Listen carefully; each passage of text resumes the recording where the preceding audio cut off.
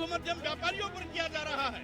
GST को ED को सौंपकर व्यापारियों की कमर तोड़ी जा रही है और साथ ही साथ आज बड़े पैमाने पर लोकतंत्र को कुचलने के लिए विपक्षी नेताओं के खिलाफ सीबीआई, ईडी, इनकम टैक्स का दुरुपयोग किया जा रहा है। सारे मुद्दों को एक एक करके विधानमंडल सत्र में रखा जाएगा। अंदर भी हंगामा, बाहर भी हंगामा। तस्वीरें यूपी विधानसभा की हैं, जहां मानसून सत्र की शुरुआत ही हंगामे के साथ हुई। समाजवादी पार्टी के विधायकों ने विधानसभा के अंदर और बाहर सरकार के खिलाफ विरोध प्रदर्शन किया। सपा विधायक हाथ में तख्तियां लेकर महंगाई और अत्याचार के मुद्दों पर विरोध करते हुए नजर आए। बल्कि सदन की कार्रवाई शुरू होते ही विपक्ष ने भी हंगामा करना शुरू कर दिया। विधानसभा अध्यक्ष सतीश महाना ने विपक्षी सदस्यों को शांत कराने की भी कोशिश की। बावजूद इसके विपक्ष की ओर से सदन की कार्रवाई को चलने देने से रोका गया। विपक्ष के हंगामे के बीच स्पीकर सतीश महाना ने कहा कि सदन नियमावली से चलेगा, यहाँ दूसरे प्रदेश के मसले की चर्चा नहीं होगी। दरअसल विपक्ष मणिपुर के मुद्दे पर सदन में चर्चा कराने की मांग कर रहा था। इस पर सतीश महाना ने कहा कि सदन में केवल यूपी के मुद्दे पर चर्चा होगी, मणिपुर, बंगाल और केरल के मुद्दे पर चर्चा बिल्कुल भी नहीं होगी।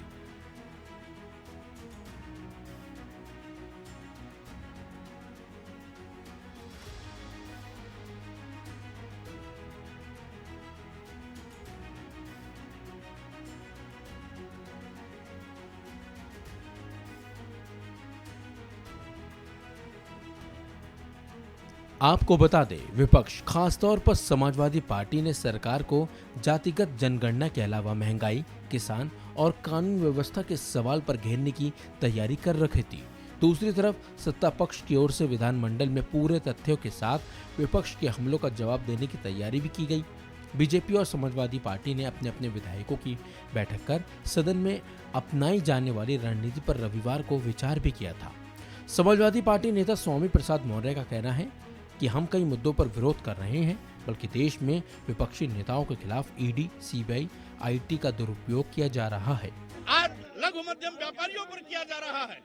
जीएसटी को ईडी को सौंपकर व्यापारियों की कमर तोड़ी जा रही है और साथ ही साथ आज बड़े पैमाने पर लोकतंत्र को कुचलने के लिए विपक्षी नेताओं के खिलाफ सीबीआई, ईडी, इनकम टैक्स का दुरुपयोग किया जा रहा है। सारे मुद्दों को एक एक करके विधानमंडल सत्र में रखा जाएगा। आज जनता रो रही है, बिजली है नहीं और बिजली का बिल कितना देना पड़ रहा है। किसान का संकट इसलिए है कि उसकी पैदावार को सही मूल्य नहीं मिला और जो नुकसान हुआ या जो नुकसान होने लगा।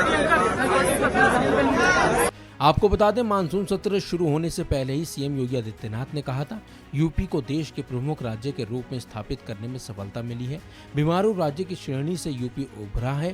प्रदेश और जनता के हित से जुड़े तमाम मुद्दों पर सरकार सार्थक चर्चा कराने के लिए तैयार है। विपक्ष की ओर से उठाए जाने वाले हर मुद्दे का हर स्तर पर जवाब भी दिया जाएगा। आम जनमानस से जुड़ी हुई समस्याओं को रख सके, सरकार का ध्यान आकर्षित कर सके। कल दलीय नेताओं की बैठक में भी सरकार की ओर से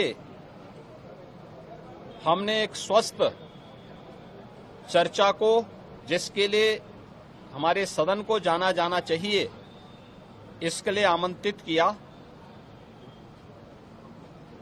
और मैं इस बात के लिए फिर आह्वान करूंगा कि हमें एक सार्थक चर्चा का विषय सदन को बनाना चाहिए।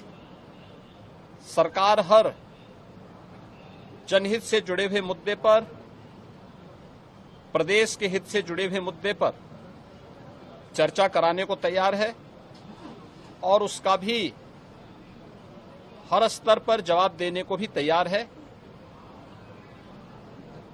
बीमारू राज्य की श्रेणी से उत्तर प्रदेश उभर करके देश की अग्रणी अर्थव्यवस्था बनने की ओर तेजी के साथ आगे बढ़ा है।